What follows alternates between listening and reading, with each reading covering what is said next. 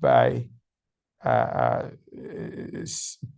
sorry, 360 times 20, you'd get 360, that would be 7,200. Sorry, it would be 7,200 buses in a year. 7,200 buses in a year. So if you multiply that now by 50,000, you think about the millions that you get. The millions that you get out of that in just 1 year. Just 1 year, you'd be getting 7,200. Let's say 7,000, just 7,000. 7,000, if you multiply that by 50, because if every bus 50,000, because every bus, the profit of each of those buses, you produce 7,000 buses in a year, but each one gives you a profit of 50,000. That is 350 million US dollars. So look at that alone. In the year, you are getting a profit of 350 million US dollars. This by itself, okay, let's now go down to what that means. If you're producing those many buses, I want you to think about 20 buses packed there, 20 buses packed.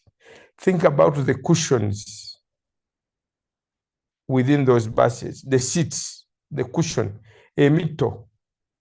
Think about how many tires are on all those 20 buses. 20 buses, each bus takes 6 tires. The others would be 10 tires because it may have 2 axles, 3 axles. Think about the tires. Of course, at the spare tire, each would have a spare tire. So think about those tires that you have to produce every day. 20 times 6. 7. 20 times 7, because you have a spare tire.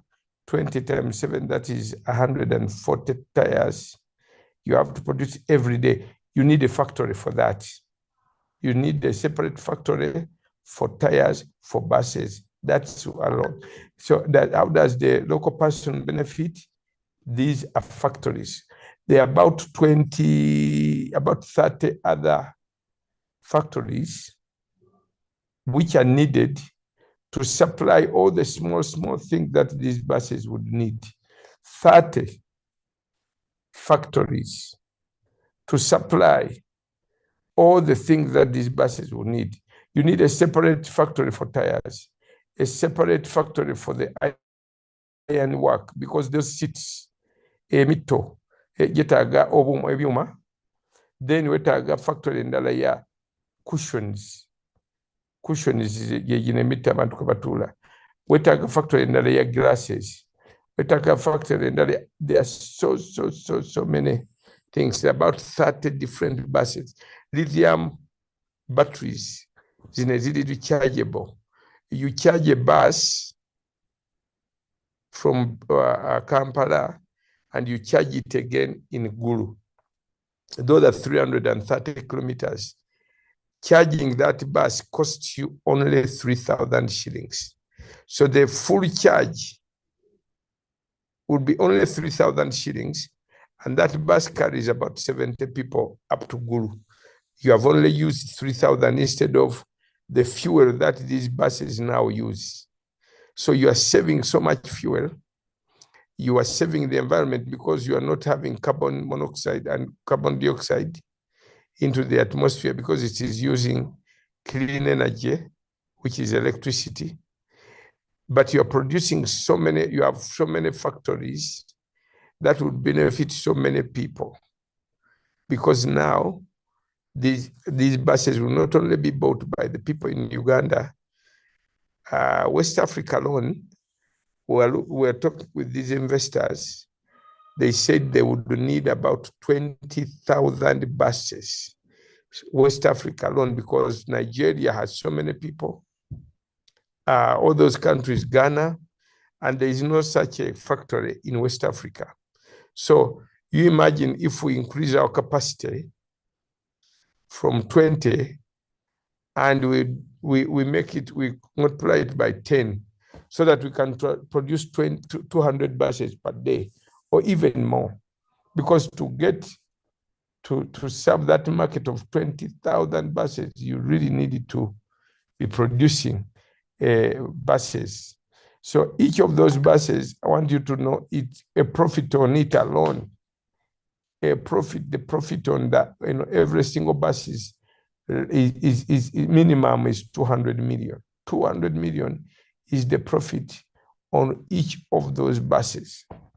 Once the bus is produced, the profit on that bus is 50,000. So that is a lot of money. If it is your personal business, it would make a lot of money. It would be stinkingly rich. Think about $1 million per day as your profit. In a week, you'll be making 7 million. In a month, you'll be making 30 million. And that is bare minimum I've just mentioned. If you are producing at the minimum capacity, when you do maximum capacity, it will be even more. So the local person benefits every time a factory is working, because you have 30 factories that are connected to this one factory. And once you have the market, all these people are being paid. They have jobs. When they have jobs, they can take their children to school. They can buy things in the market they want because they are paid good salaries, or they are paid wages, or the 30 factories that are connected. That's how the people benefit from these industries. When nations industrialize, you start to get a lot of labor. So Europe, in the 1600s, when the agricultural revolution started, and later on the industrial revolution, people started to run away from villages and they started to get into the cities. Why? In order to get jobs. Now, the jobs were much easier than the agriculture, because you think about why are people coming to buy borders? Because they don't have factories to work into. They need factories where they can go and work and they are paid wages on a daily basis. Or they have a stable salary so that they know I'm working for a month and I'll be paid my 500,000. For now, because I don't have a factory to work in, I have to depend on the border, which can pay me 10,000 per day. And now, because there are so many, and that market is going to be saturated, there'll be so many borders that they'll be not able to be making that 10,000, which they make every day. Everybody is selling their piece of land in the village in order to come to the city. When they get to the city, after selling their ancestral land, the only business that is sure to give you money on a daily basis is border. Now, when that market is saturated, it means now you'll not be able to get the 10,000. It will get decreasing from 10,000 to 7, from 7 to 5,000. But meanwhile, the city is becoming worse and worse and worse. So that's not a sustainable way. The industries are sustainable. Because if you put an industry in, say, you put the industry in Namamve, like Rwenzori, you have so many people working there. You build the housing nearby. So some of the people who have been on borders in town now will move to Namamve. That area will grow. You'll be able to have supermarkets there because these people will not need to go to other nearby towns like Woyogere or Seta to buy things. Because there are many, there are thousands, you can put factories, you can put supermarkets there. And so the supermarket person will be happy because now he has a market. There is Coca-Cola, there is Rwenzori, there are factories there. So he will be able to sell whatever products that they produce The one of chapatis will make money. The one of Solex will make money. The one of selling water and gonja will make money. Because all these workers have different capacities or what we call purchase parity. Bano abawansi batoni nyina mukange bali amayuni ne akatogo akawungezi. So obukyalaawo ajja kuba musanyufu kubanga alina afunye agenda kutunda akatogo akawungezi asobola okusasula rent.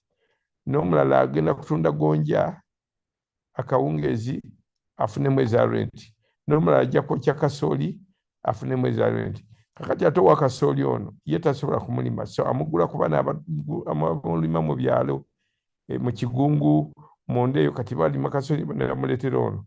Kati ono naye alina maketi y'abakozi abo abakolaawo. Abakozi abo abakolaawo bo tebasobola kulima kasooli ate tebasobola kumwokya, bavaayo nga bakooye, baagala kugula bugozi kasooli awedde. So obusente bwe bw'alina agulamu emino gya kasooli, omulala n'agulamu amayuuni ekiro, omulala n'agulako Solex. Naye we Solex asobola gigula kubanga bamusasula buli lunaku, bamusasula wages z'akola z'alya. Gwe basasula omwezi abaazibaze ate asobola okusasula rent. So w'amayumba n'ettaka naye asobola kuzimba obuyumba nga buno bw'omukakajja obwa ruumu emu kati oyo naye n'afuna rent. So abantu ba bulijjo b'obuuza bafuna buli ngeri buli obawaawo industries. Advantage ya industries ziringa 3. Ekisooka nti zikonsuminga amasanyalaze mangi gavumenti efunamu.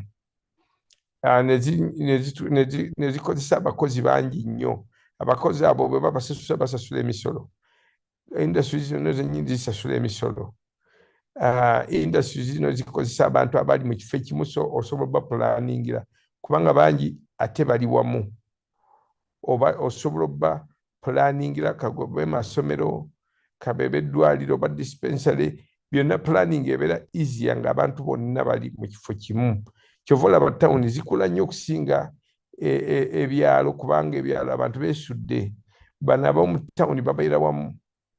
Oli bw'aggulawo edduuka abalina bakasitoma bangi nnyo. So engeri eggwanga gye lifunamu mu nguni ya science kwe kuba nti buli muntu avuddeyo awo n'abaako kyakola agenda kukozesa abantu bangi. China ne India, they graduate 550,000 scientists every year. And in one generation, they have managed to triple their economy in one generation. That is amazing. Why? They industrialized. Era kyovola babo science ono gutwogera ku ffe kyakozesanga science week. But they saw it a long time ago in the 1970s. They realized the only way they can compete is getting to technology. That is what Japan did after the Second World War. That's what Korea did in the Second World War. That's what Malaysia did after the Second World War. That's all these countries realized that industrialization is the fastest way to transform their communities. US ekyagikyusa ekyagifuula superpower kyekyo. Britain ye yalinga naye Britain yali ne Europe yonna. It was the Industrial Revolution. America yali tennaba. The person who started in America was a man called Silas McCormick.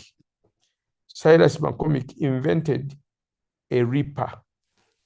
A reaper ye machine yeringa harvester.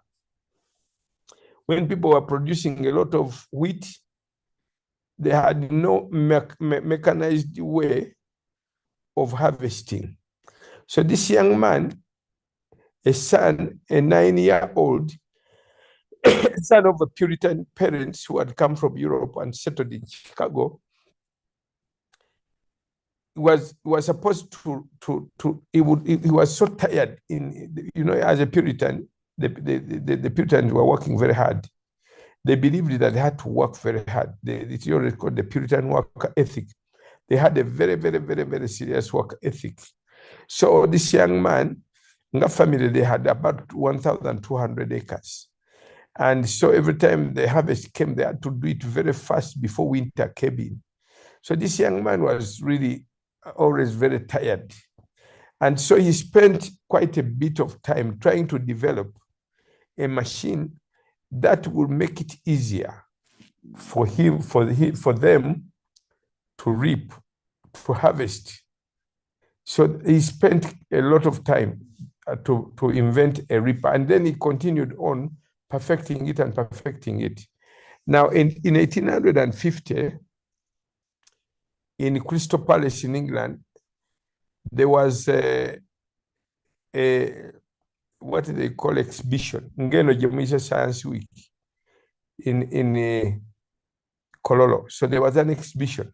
So many people came from all over the world. It was in England, in Crystal Palace. So this young man, he was no longer young now because he had now developed it. Silas McCormick, he brought it to Crystal Palace. By that time, America had broken off from England. Of course, they were no longer a colony. They're now starting by themselves, Baba Ambaga, Afuba, to be independent. They're struggling. So Britain was more superior. So when they brought this reaper, the American business people booked a very, very large part of the exhibition. Kumudala Guab America. The only thing that they could show was the reaper, Silas McCormick's reaper. So the British really laughed at them so much. Now, the newspapers made fun of that. They said, America has brought, the only thing they have brought is like a wheelbarrow. To exhibit was just something, the reaper, which is like a wheelbarrow. But they said that it can reap or harvest 20 acres a day. Now, that was the beginning of the revolution in America, because the moment farmers in England had that was a harvester which could harvest 20 acres a day, that was unknown until that time. They got, Silas McCormick got free advert because everybody who wanted to laugh at America bought the newspaper. But once they bought the newspaper, they found out that they had a harvester which could harvest 20 acres a day. Nobody in England or elsewhere had that kind of thing. After that, from the next day onwards, there were so many orders. And that is the way America started. That was the beginning. That was the key. Silas McCormick came back to Chicago, set up this thing that we could no longer produce the harvester alone. He had to get so many different people. So he got so many other people. That's what I've been explaining about Kira Motors, about the buses. In the bus, you have the steering wheel, you have the wipers, you have the seats, you have the cushion, you have the carpets, you have so many things in a one bus. So you have about 30 industries. All of them depend on the market. That this bus, once the bus is sold, everybody gets a piece of it. The 600 million that costs, which the bus with the real cost of the bus is 600 million. You sell it 800 million, you make a profit of 200 million. But the 600 million, you don't get it alone. You give part to the cushion maker, part to the tire maker, another one for the wipers, another one for the lithium batteries, another one for the lights, another one for the reflectors, another one for the glasses. And there are so many misoso mingi nnyo ku bus. Kyogenda okumaliza nga olukaaga luno olugabanyira abantu abalala bangi kati gwezofuna ye profit eno y'emiliyoni 2 naye luno olukaaga mumaliriza nga mulugabanye n'abalala zino 30 industries zigabana olukaaga luno. So it's money that is spread out. So the Ripper changed the American business. From that moment, the orders, they could not manage. So that is the beginning of the American. But America realized that we need scientists to actually start to make these things. America, we are concentrating on science and technology more than Europe. Especially when you come on First World War and Second World War. America yalwawo kwegatta mu lutalo. So emmere yonna aba Europeans gye baalya nga banagigula ku America. Kubanga bo baali mu lutalo nga tebasobola kulima. Mu Bungereza abantu nga badduka buddusa okwekweka. Mu France, mu Germany, mu mawanga ago gonna aga Europe baalinga emmere bagigula mu America. Ti America neekozesa akakisaako ne-mechanizing agriculture yaabwe nnyo kubanga balina okugula emmere, okulima emmere nnyingi nnyo basupplying Europe. Kuba ekifaananyi emyaka 4 nga abantu tebalima mwe baliisa. Europe emyaka gyali 5 actually 39 to First World War 1914 to 1918 awo na Europe bali mu kulwana. Kati ate bagana ebyokulwanyisa ne mukola ebyokulwanyisa. So they industrialized, but also they mechanized their agriculture, producing so much food in order to sell food all over, especially Europe. Yali mu lutalo nga tebasobola kulima mmere. Now America, whose economy was greatly boosted. Ekirala ne bonna kati dollar. That's how the dollar became the standard. At first it was gold. Now in 1972, President waabwe n'alangira bano abalala baali bagenda kutumya gold waabwe n'agamba no, tuvudde ku gold standard kati. We are going to use the dollar. Kati nga mu kifo ky'okukozesa gold nga basic currency ng'olwo bakozesa dollar. That's how the dollar now gained far more than all the European currencies. Now, ekyo kye mbannyonnyodde ekyo y'ensonga lwaki ng'eggwanga tulina to invest in technology. One factor alone can transform so many people more than a farm, because a farm kati zitunda products ezitali value added. There is no value addition. And so the people who benefit they are less in agriculture than when it is industrial. So that is my answer to your question. Lwaki supporting science week ngeyo number bili nti omuntu wa bulijja afunira wa. It is direct and indirect. Ebyenda mbalaze factories bazimbye, those are direct. Indirect nti bw'otunda 50,000 bwebanga profit ku basi emu eri miliyoni 2 government egenda kufunako omusolo gwa 30%. So which means mu miliyoni 2 ziyingira mu finance. Miliyoni ezo 6 omusolo government gwefuna ogwo omuntu ono wa bulijjo gumuyamba we gukola enguudo ne gukola amalwaliro ne gusomesa abaana bonna basome n'ebifaanana bwe bityo. So that's how indirectly omuntu wa bulijjo bafuna. Directly afuna mu bino ebikolebwa, afunira mu bantu okufuna emirimu. Bonna abantu abadde ku kyalo nga bavuka tebakola bonna bafuna emirimu. bonna ne Lebanon neeyongera waggulu. Amawanga ago nga America produces 60,000 scientists per year kubanga yo yatandika ddala. Kati China ne India they are faster now. They are producing more than 500,000 scientists every year kubanga they have been industrialized so much. They have managed to move 300 million people from poverty. 300 million people. They have transformed them. 300 million. That is 6 times the population of Uganda. More than 6 times. Kubanga about 45 or 50. So that you multiply by 6. That is the number the Chinese have managed to take out of poverty. That is massive.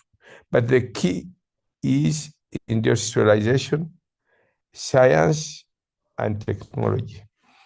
Kale kibuuzo ekyokubiri kyabadde kitya? Bishop, the second question is about Russia and not taking up its allotment of Turkey as a colony.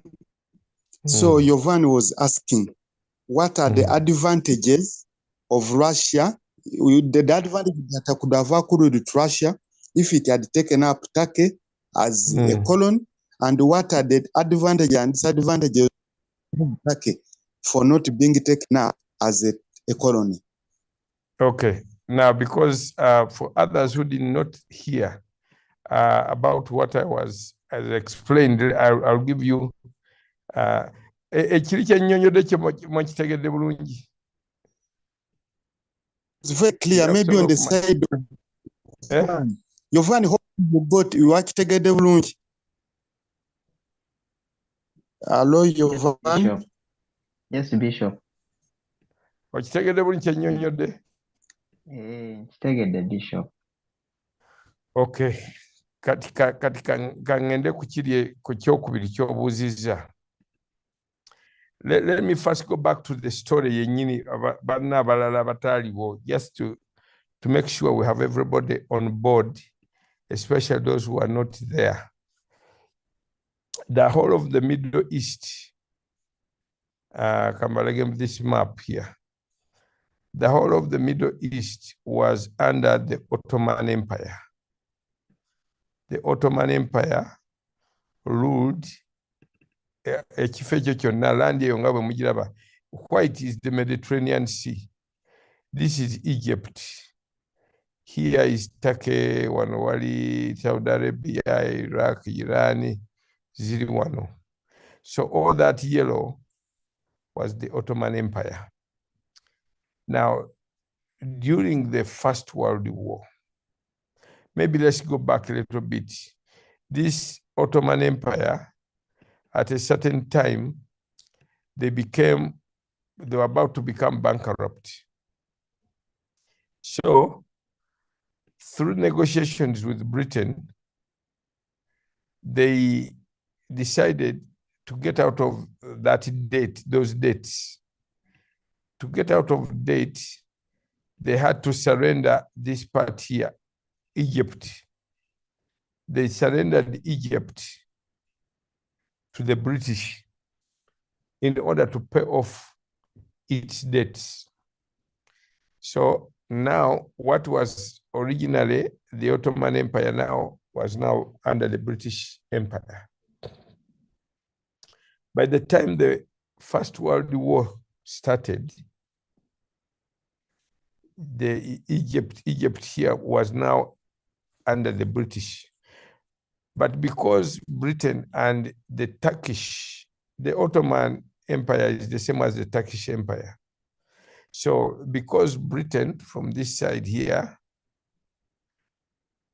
was on a different side, was on opposite sides between the British and the Germans were fighting.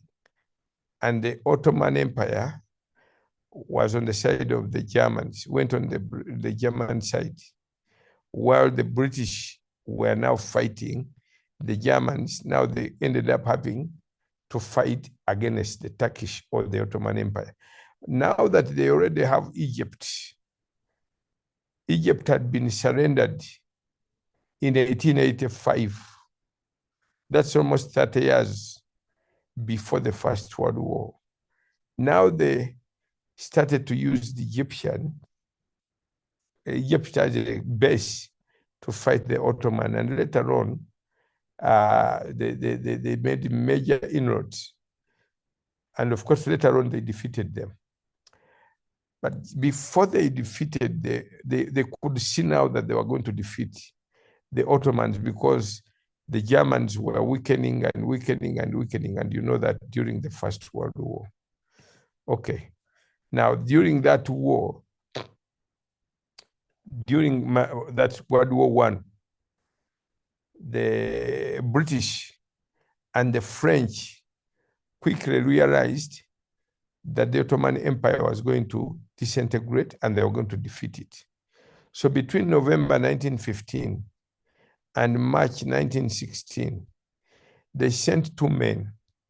The British man was called Mark Psychic, and then the French man was called Francois-Georges Picot.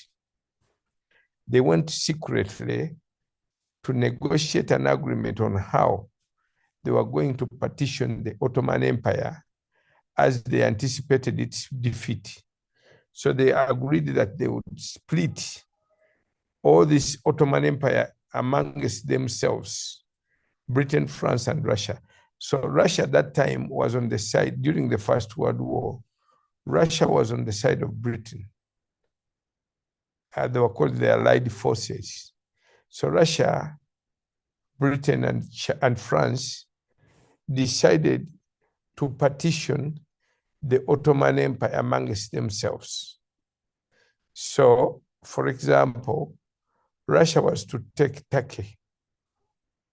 Then France was going to take Syria and so on. So I'm not going into the details of the partitionings, but these three countries ended up splitting all these countries amongst themselves. These are the Arab nations.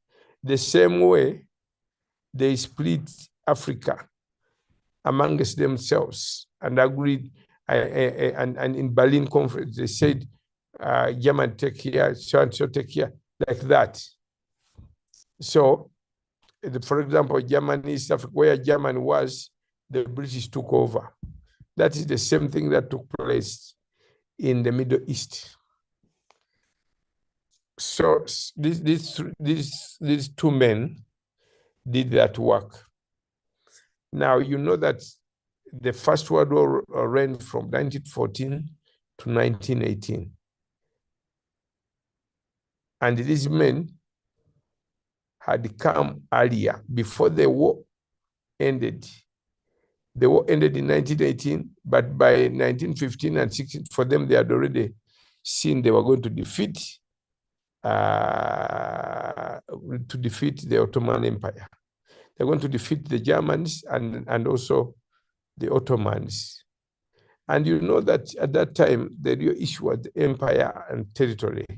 The real purpose, the real reason why they were fighting, it was a territory, really. It's the main motivation of empires to expand the territory, to expand influence. So that's the real purpose of the fights amongst the empires. So just before the World War ended, the First World War, the Bolsheviks, what we call the Soviet, what we call the communists, Lenin, they took over Russia. The communists do not believe into colonization, although they ended up doing it to most of the Eastern European countries. But the ideology that you should not, they said these are imperialists, so we should not accept colonial. So because they took over Russia and were promoting their ideology of communism, they never took their portion of Turkey. That is in 1917 That is 1918 when the First World War ended. So Turkey remained an independent nation. They had a man who later became 1924. This man declared Turkey a secular state. Ottomans were not secular, they were religious. They believed in the universal caliphate, that the Islam will conquer the whole world and they will have a Messiah who ruled the whole world with using Sharia. That's their belief up to now. So every jihad is a piece, is part and parcel of the process of conquering the whole world. That's how because of that ideology is why the whole of North Africa was conquered by Islam. They were continuing in 735 to conquer France. They conquered Spain. They continued to conquer Vienna until Poland came and saved it on the September 11th, the date which Osama bin Laden chose to use in 2001, because they had intended to take over the whole of Europe. So this faith, this ideology, this hope is still part of the Islamic world, that one day they will conquer the whole world, and their caliph or the caliphate will rule the whole world using Islam and their Sharia law. Now, that is a belief that you need to know. That's what the Muslims believe. When this man, the Turkish man, Atatürk, said, no, we don't want that. For us, we want to be a secular state. I don't believe in that. Atatürk is highly respected. He became the father of the nation. And up to now in Turkey, they still worship him. Every time they remember the day when they remember him, nothing is done. Everybody stands on attention to remember that Turkish man, Atatürk, who became the father of the nation. I'm not going into those details, but so therefore that nation called Turkey was therefore not colonized by the Russians. So that is the question Yovan asked. So Turkey developed separately. Up to now, it is one of the strongest armies in Europe. It also produces very good technological machines. Some of them, you see them here in Uganda. You're better off buying Turkish equipment than the Chinese, because it is European standards. So, but that's how it is.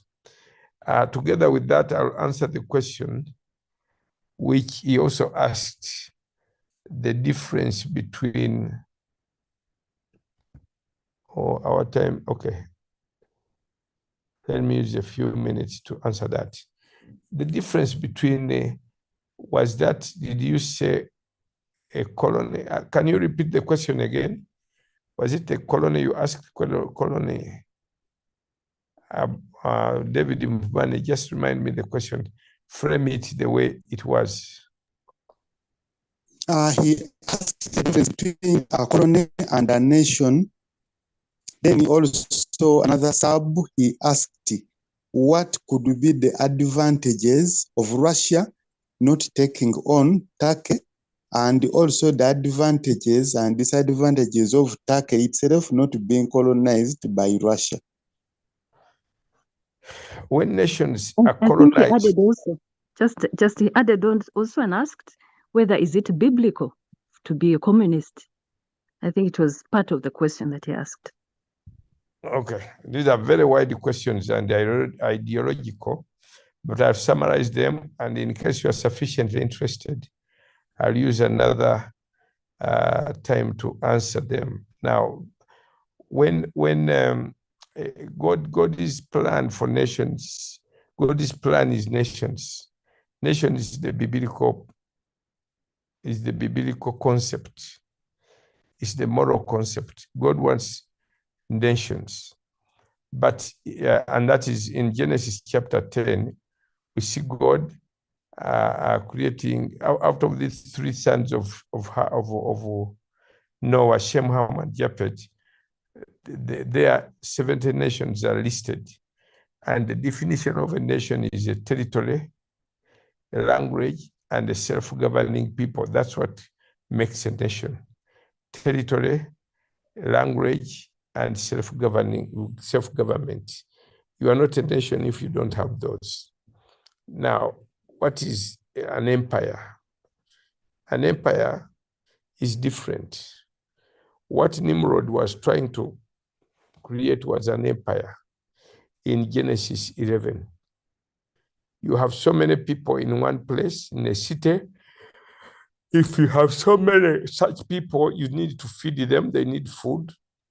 So what they do is to form themselves into an army. They start to attack the next tribes. They tell them, if you don't give us food, we'll beat you up.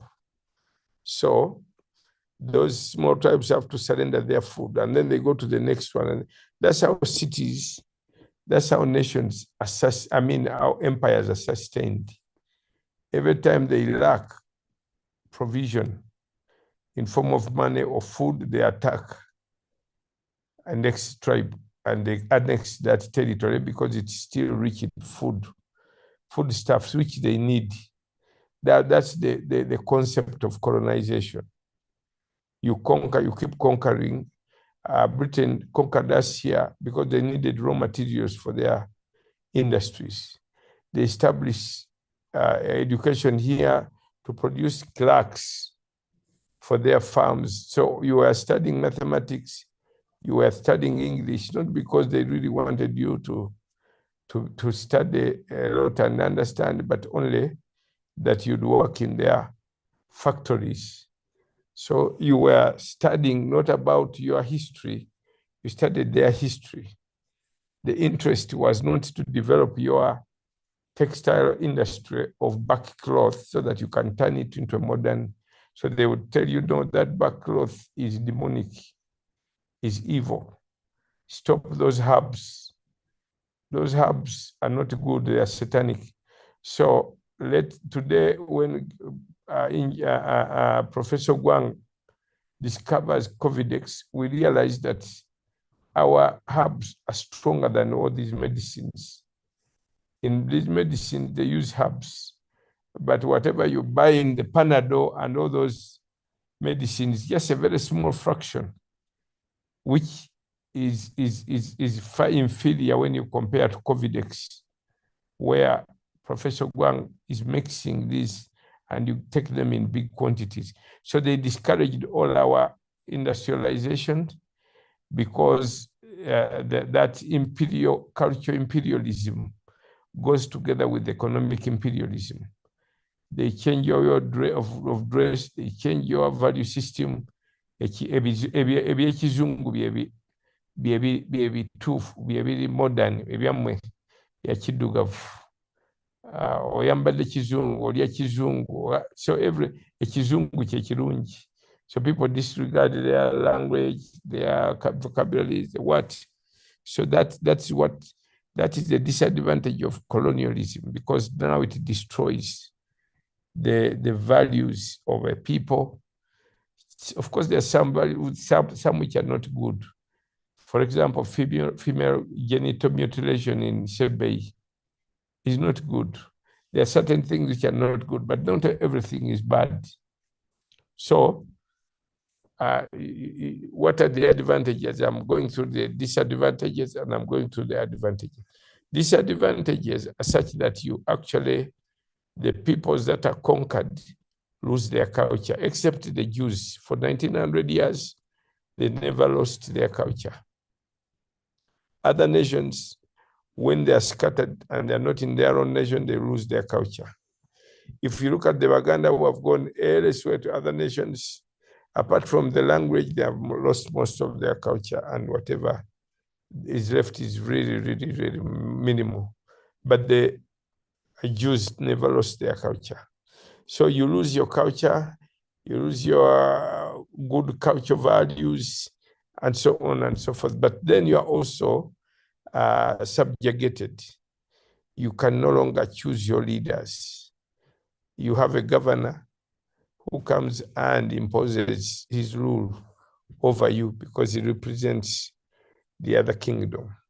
So the disadvantage is that you pay taxes, but you are not allowed to decide how those taxes are used.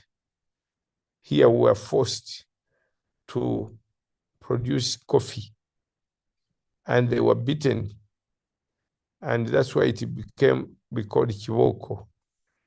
Emwanye za kiboko zezo, where you've removed the husks, bazita kiboko. Kiboko zino zenyini okukuba. That's what it came, where it came from, because people are being beaten to produce that coffee and cotton for the British industries. And so you don't have a say in how your taxes are used. That is how the War of Independence in America started in 1774, because the British Parliament did not respond to the pleas, to the requests of the colonies, the 13 colonies of America, which were pleading that they should be listened to, since they were paying a lot of taxes. And then about the tea, about the coffee, so the British later regretted, but their refusal sparked off the War of Independence, which led America to be independent from the British. So you can see in a colony, you are a subject. In a nation, you are a citizen. You have rights, you have privileges, you have opportunities in a nation. But in a colony, you are merely a subject. You don't have a right to say whatever you want your taxes to be used for. You are subjugated, you have no powers to decide. Your rulers, no, you don't. It is the emperor who decides. And so many other things along that. But at least that suffices it to say that those two are different. The colony is different, or the empire is different, and the nation is different. In the nation, you are elected. People have a right to choose the leaders they want, and they make that choice through regular, free and fair, regular elections. Thank you. Our time is, I think, is done. Then we can take the microphone back to David Mpubane. Thank you very, very much, Bishop, for the expository about this is also what we needed to know. There's one day when you told us about something, it was like you are getting cut off. I don't know whether others can hear you, but your network was not good. Brothers and sisters, thank you for joining us this afternoon. Let's start with prayer. Father, we thank you for the teachings had across this spiritual Bible study class. Thank you for using our dear Bishop, and thank you even for members who have been able to us this spiritual evening. We meet tomorrow, same time at 7. May God richly bless you. From me to you, bye-bye. Thank you.